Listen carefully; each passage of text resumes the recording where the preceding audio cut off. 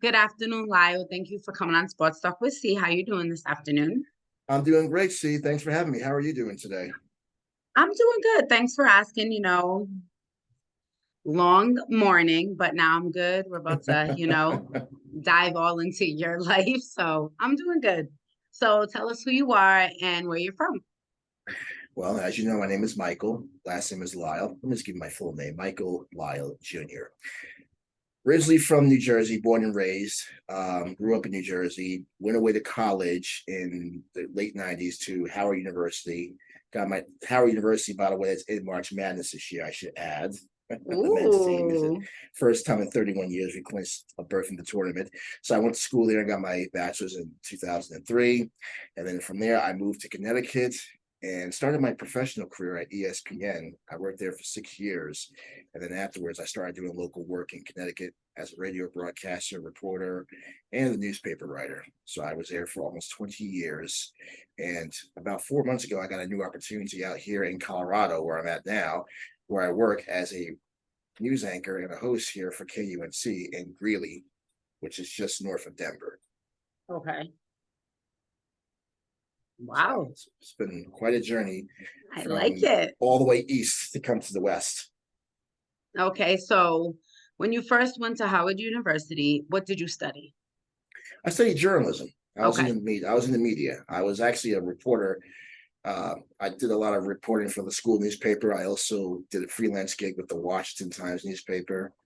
I covered the football team in my senior year there, so that was one of my big time exposures that I had. We worked with a major outlet in DC, and Okay.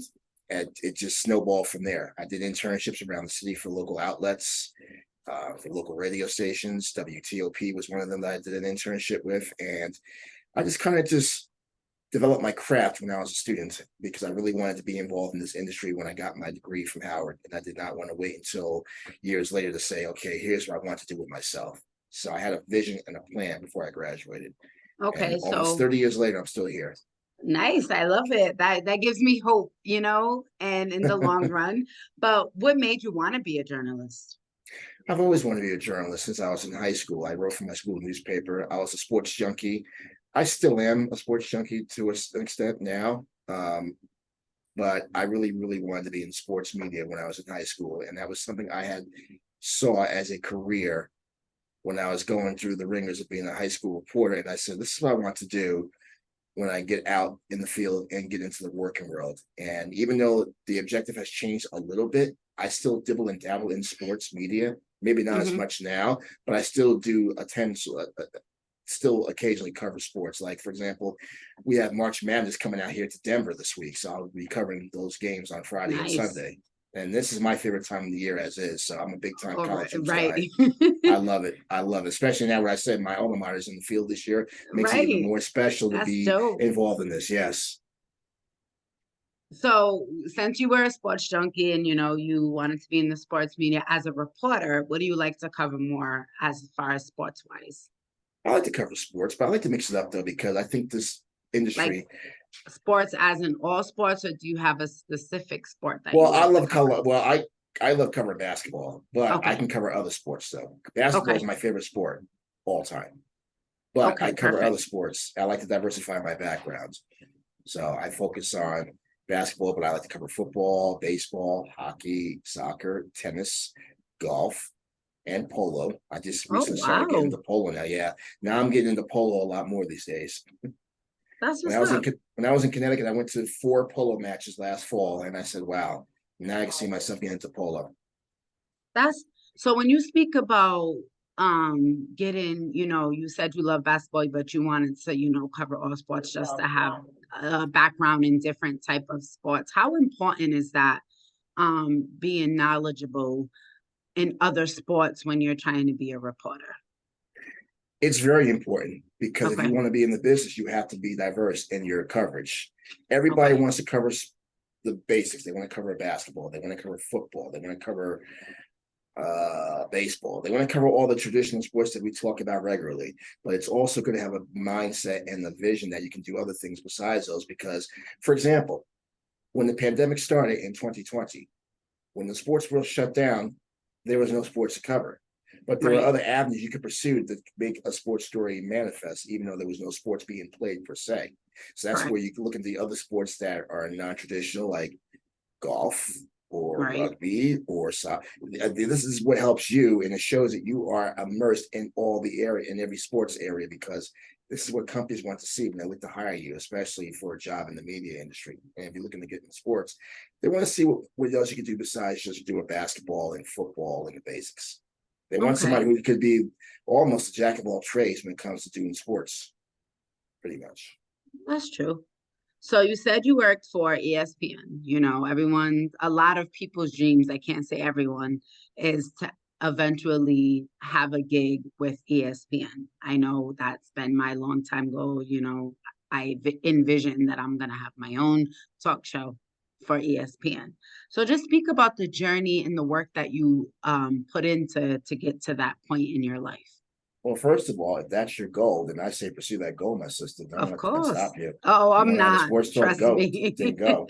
I know the industry has changed, but there's opportunity still because, as you know, there's a lot more women getting into the sports business now. So Mhm. this is opening doors for you to Yes, it is. pursue And I those appreciate those ladies and the men that set the tone for women and women of color to be able to be part of this industry. So shout out right. to everyone that has helped pave the way.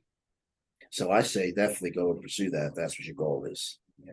Got my Thank support on you. that. I'd like to see more of y'all in this business anyway. So the more the merrier. So But if you could just speak on that journey that it took, the hard work that you put in, the ups and downs, and how did you push through? oh, it was a lot. Um, there was a lot of, let's put it this way, when you work in the business as long as I've been involved in it, you are going to definitely have to go through some trials and tribulations. That's just the way Correct. it is in life. I was laid off after 6 years, and I was out looking for work for 3.5 years. I was still doing Wow. freelance work in between all that, but I took some jobs that were very humbling, if you will, to let me know that there's if this is what you want to do, Right. sometimes you have to make sacrifices to get where Hmm. you want to be. It's not going to always be easy. So I didn't give up though. I kept going. And even though there was thoughts that maybe I should give up because it wasn't making any, I wasn't going anywhere, but I didn't give up on my dreams because I really wanted to be a part of this. And I knew that eventually something was going to break through because I've always told young professionals like yourself and others, persistency is what matters. And if you are Okay. really persistent about what you want to do, yes, it's going to take time. Yes, you'll have to make sacrifices. Yes, not everybody's going to make the money like we want to make it because that's just what we want to do. We got to eat, pay bills, etc. But eventually, the work you put in and the hard work you put in is eventually going to make it where you will get what you want to get out of it. And it will happen. It takes time too. It doesn't happen overnight. Everybody's path is different. Everybody Correct. has a different path. Some have a path that takes a little bit a shorter time than others. Maybe it takes a little longer for others, but eventually it will happen. And can you speak to the nerves that you were feeling when you had to report? Like, I know you did it in college, but I know once you get to the professional level, it may be a little different. So, if you were ever nervous, how did you get through those nerves when you covered your first professional game? I was nervous because it's my first time. It's like anything Hmm. else in life. It's your first time at something. You don't know what's going to happen.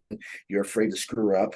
You don't know Right. when people are going to say, "Oh, this guy's awful. Oh, he sounded like garbage. Oh, this guy's." Oh, Oh, sounds believe just me, like you. me.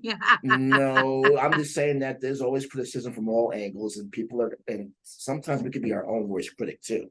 Not just Yes, what the we are. outsiders say. Hmm. I think even we could be worse than what anyone else says about our performance. Correct. So That's I definitely was true. yeah, so I was thinking of like maybe this is I hope I don't screw up. And I think that's the problem when you have those nerves is that you are afraid that you're going to make the mistake. And that usually is what happens. You have those nerves. You ultimately find a way to mess up something. But you learn over the course of time. And I've learned in this business, the more you do something, the better you get at it. It's like my taekwondo instructor once told me, it's not about practice makes perfect. It's practice makes permanent because eventually you get into a rhythm of doing the same thing regularly and you get into a theme of it and you get into a flow, a rhythm, and it just sticks with you. And even if you take some time off or lapse from what you've been doing, you go back into it and you say, oh, I remember this now. That's how this Right. is done. So I've learned over the years that and even today, see, I still make mistakes. Okay. I've been in this business almost 30 years. I still tend to make mistakes on the air. It's human nature. We all make mistakes. We're not perfect, but you live and you learn from those mistakes. Right. Right. It's like one of my former colleagues once told me, just think of yourself as a baseball hitter. You come up to the plate and you try to hit a home run the first time up, or you might hit a single, or you strike out. The mind says, Hmm. okay, you probably made a mistake and you struck out at bat. But then you're Right. coming back up in the next 2 or 3 innings later, and then guess what you're going to do? You're going to deliver and come through. So I Right. like to use those sports analogies as a way of making myself better at what I do. And it keeps me focused. Like, okay, think of yourself as a sports athlete. Okay, you made a mistake, you committed a turnover, but then okay, you learn from Make that it up on mistake, the other end. make Yeah. it up on the other end, make a defensive play or a key stop or make it offensive or something to make up Right. for that play, and then keep going. Right. See, with That's me, it's like when like watching it, I never played and I'm just a fan. So when, my like you said, you are your biggest critic because I'm what I call it the fan experience for me, because I'm such a huge basketball fan. So how I write my paper, my article, excuse me, how I talk about it, it's all coming from like a fan experience. So when I'm in those rooms, I'm like, nah, I can't ask that question because they're gonna think I'm an idiot, or maybe I'm asking it the wrong way, or maybe so how do you get through those types of feelings when you're in those rooms and in those settings? Because I know I'm not the only one that has those type of jitters. think of it as you're a performer, Okay.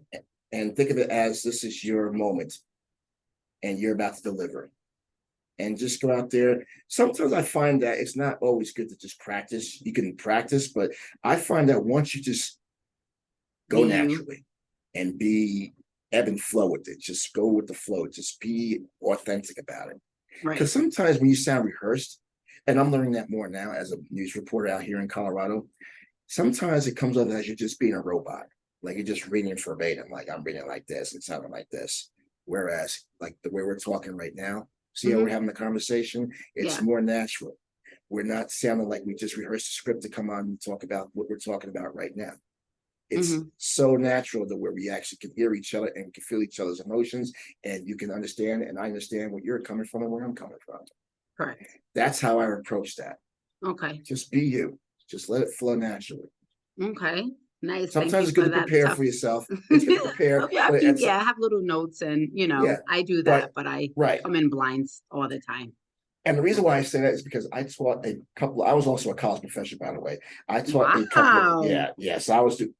There's a lot of things I've been doing over the last 30 years. That's one of them.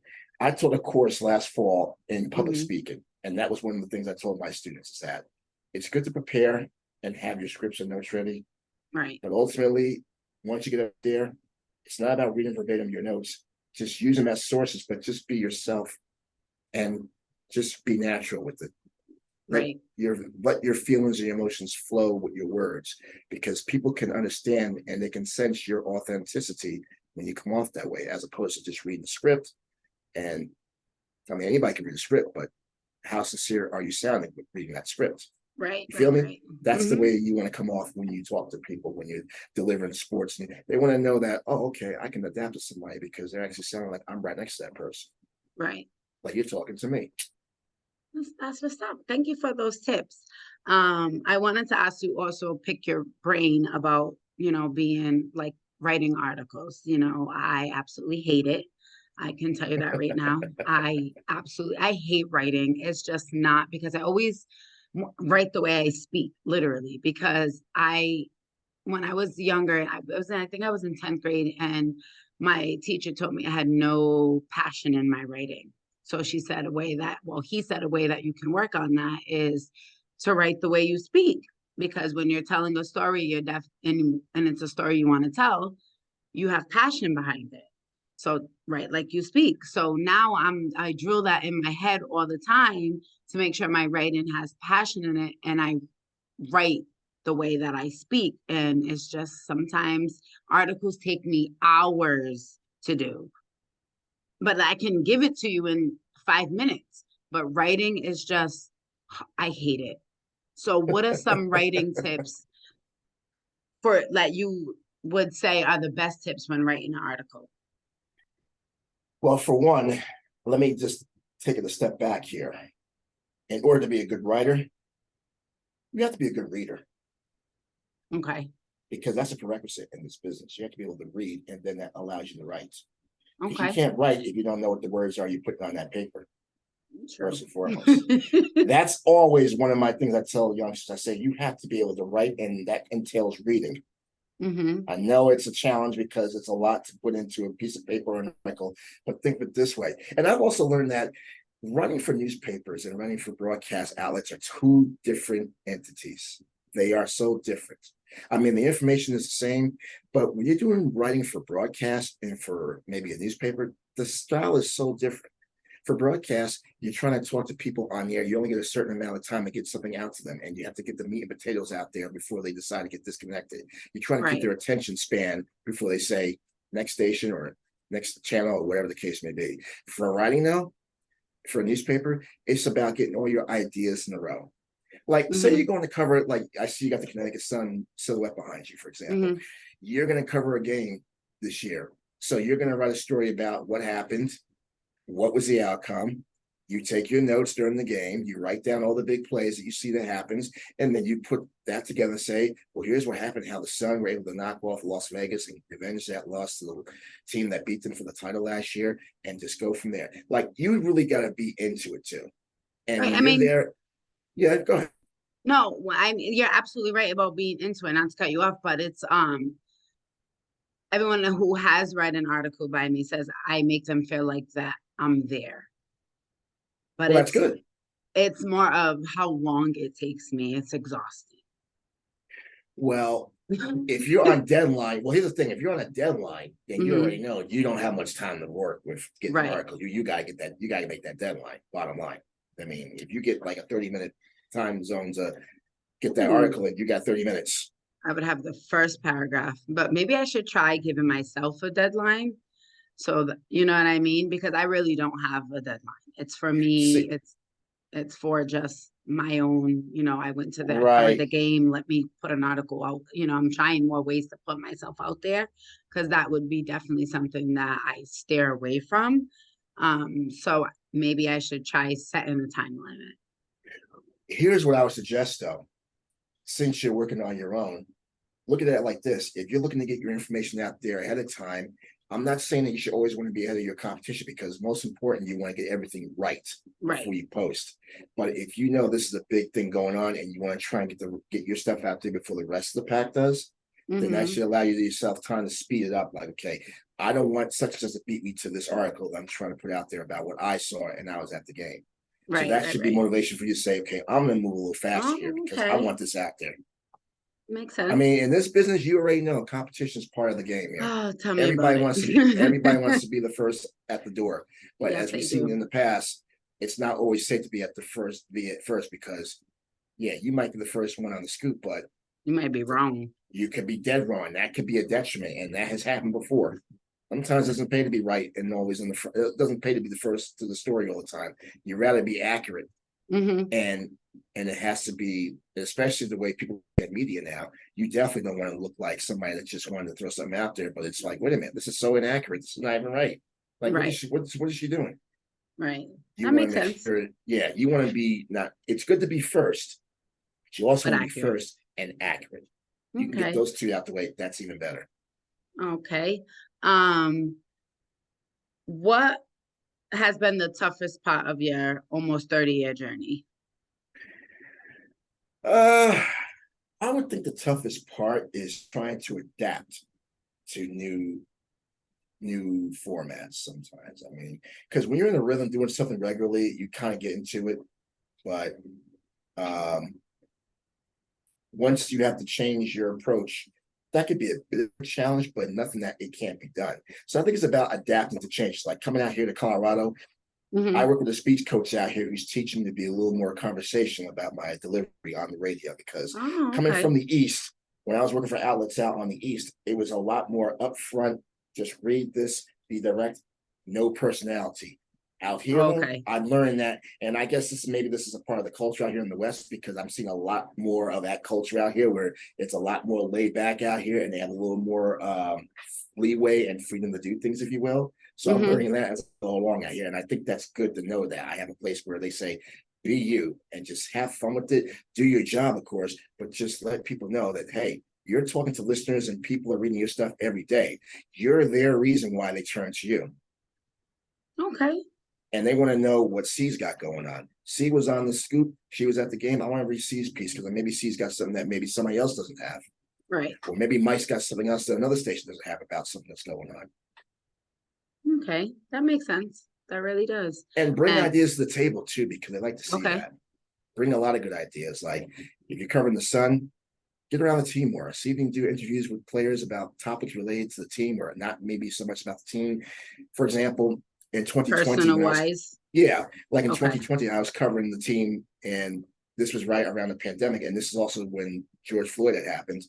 So I was doing feature Mm. stories about what the players were doing about social justice issues. It wasn't just Oh, about them that's playing, right. but right, because remember, the WNBA was one of the first leagues that spearheaded the whole social Yes. justice initiative Hmm. with the Black Lives Matter, and they were wearing it on, and they were letting everybody know we're taking a stance on this. So I asked the Sun players what they were doing while they were in the bubble, by the way, playing in the Right. pandemic. Even so, they were still committed to doing this, because they felt it was just as important to show that they were in solidarity with social justice, not just because they're athletes they want to play and entertain. We want to show that we're human beings too. So those are the kinds of things I bring to the table that they want to see at jobs, because it shows that you Okay. have a human interest side to sports as well. And that's what I do out here. I'm not just covering sports. I'm bringing a human interest side to what goes on in sports, like like for example, March Madness. I'm working on the feature Hmm. now. It's not about just the teams that are coming out here this week to play in Denver, but what about the economic impact that this tournament is going to have out here? What Right. about the teams? What about the players, the families, and everybody's going to be traveling to a major city? What will that do for this region in terms of the social standpoint, the economic standpoint, and the morale standpoint? We're starting to come out of the pandemic now more and doing more outdoor stuff. Perhaps this is going to help people be a little more in harmony with each other. Okay. I like it. Well, I hope that you rock over there at your new gig at KUNC. That is correct. All righty. I always like to ask, you've been in this game almost 30 years, journalist, a reporter, broadcaster. How would you describe everything that you do in one word? Persistence, Okay. because a lot of what I've gotten accomplished in life has been persistence, because I don't wait for things to come to me. And as a Ooh, reporter, you're trained the mindset as a reporter that if you want to go after the big stories, you have to be persistent. okay. You got to have a nose for news. A lot of what I do out here, and not just here, but I was out in the East, I was doing the same thing. I had to present, again, that's where it goes back to the whole presenting ideas thing. I have to present ideas, go out there and grab things, go out there and look up stuff, research, use the downtime to go see what can I do to make myself more marketable, and what I can do to bring ideas to the table. That's what Nice. persistence is all about, because there's somebody out there always going to try and be a step ahead of you. Always. So I gotta make sure I stay on my game. Not that I'm worried about that, because I work on myself and I got to do what I got to do for me. But there's always people out there always trying to be a step ahead of you. So you got to Always. try and keep ahead of them by doing what you know is best and staying a leg up on what you're doing. So this way you're not far too behind here. Mm-hmm. Well, thank you, Michael, for coming and sharing your journey with me. And I hope that you continue to put out great work and hopefully get to see you maybe again in the future. And thank you for coming on Sports Talk with C. If I could recommend something to you, since you're in your early stages of your career, I would recommend become a member of the NABJ. Okay. And I will ask you how to go about doing that. Um, so I can become a member, and I appreciate the tips. And if anyone wanted to truly get into this field, what type of advice would you give them? Hard work. And the reason why I say it that way no, really, this is the reason why I emphasize it that way. Because Mhm. a lot of people do not want to put the work in like you and I have done. Right. People want to find shortcuts. Mhm. There are no shortcuts. At You have to work all. for what you want. And Yes. as I said earlier, the persistency thing, if you want something, you have to be aggressive about it. Okay. That is under the umbrella of hard work. If you want Hard it, work. go after it. Hard work, persistence. You heard him. And again, thank you for coming on Sports Talk with C. See, I appreciate you having me on. Thanks so much. Bye-bye.